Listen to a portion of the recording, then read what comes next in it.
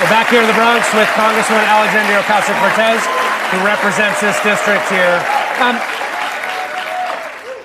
You ran a primary that was successful, a campaign that was successful by saying, look, the status quo is broken in some fundamental way. And then you came to Washington as the youngest woman ever to represent a district in Congress saying, we got to change how things are.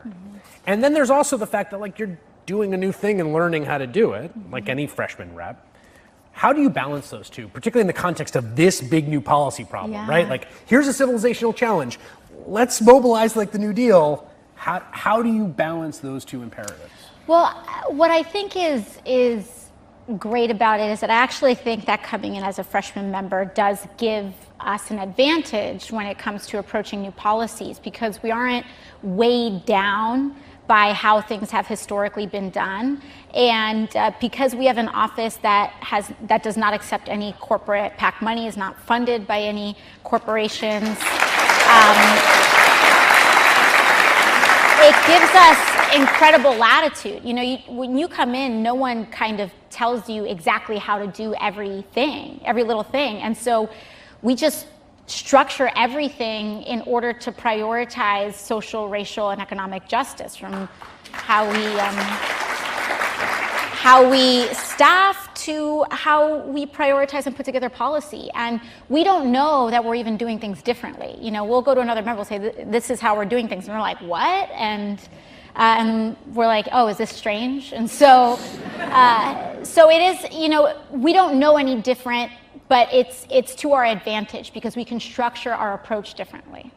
How do you think about your future? You're 29 years old. Yeah.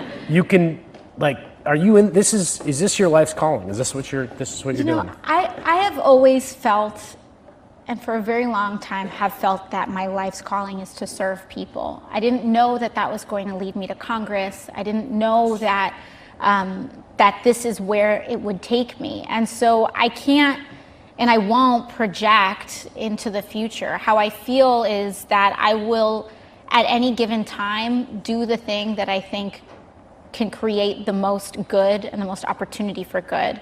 And that could mean that I'm in office for 2 years and I just take huge political risks for the next 2 years and they kick me out of there because they realize I don't belong there, you know?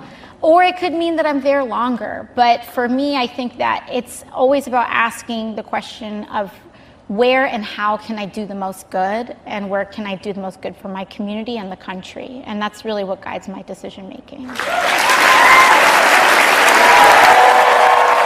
That does it for our special with Congresswoman Alexandria Ocasio-Cortez. We will have much more to talk about, so we're going to keep this conversation going and put it up on our website as a special all-in extra. Please check it out. My great thanks to our guests, to our audience, to the Albert Einstein College of Medicine, and of course to Congresswoman Alexandria Ocasio-Cortez. Good night. Hey there, I'm Chris Hayes from MSNBC. Thanks for watching MSNBC on YouTube. If you want to keep up to date with the videos we're putting out, you can click subscribe just below me, or click over on this list to see lots of other great videos.